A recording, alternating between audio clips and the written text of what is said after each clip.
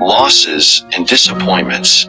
People who grieved and were broken, and Jesus healed them all and restored all they had lost. You may be going through a series of heartbreaks, and you begin to wonder if God truly loves you. What we do not seem to fathom is that God does not use tough times to punish us, but He uses them to help us reach a level of spiritual mentality that cannot be attained in any other way. It is so hard for us to understand that what feels painful now will eventually make us stronger and more beautiful in the end. It is so hard to understand that God uses this breaking process out of love to bring us closer to Him. In 2 Corinthians 12 verse 9, the Lord said to Paul, "My gracious favor is all you need. My power works best in your weakness." Paul never considered his personal circumstances as punishment. Instead, he saw it as a calling of service to Christ. That was why God used Gideon with the 300 men to rout an army of thousands. That was why God elevated Joseph from prison to palace.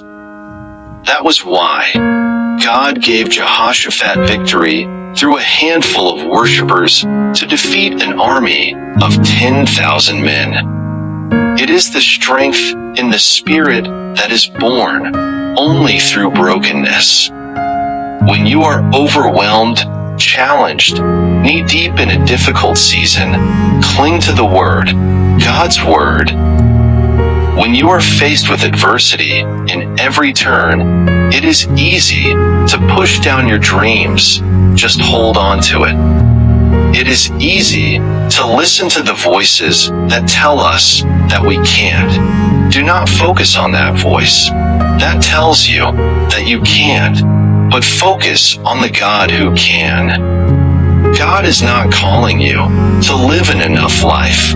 He is calling you to live an abundant life, a more than enough life. He is calling you to walk in your gifts, to overcome your self-doubt and start living out on your God's given purpose. Dear friend, it takes broken soil to produce crops. It takes broken clouds to give rain. It was when Peter was broken, he had greater power to preach the gospel.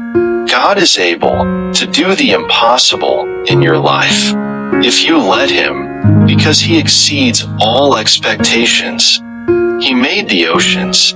He made the galaxies. He made all things. There is no boundaries to His blessings nor fences withholding His faithfulness. 1 Corinthians 2 verse 9, as it is written, "No eye has seen, no ear has heard, no mind has conceived what God has prepared for those who love Him."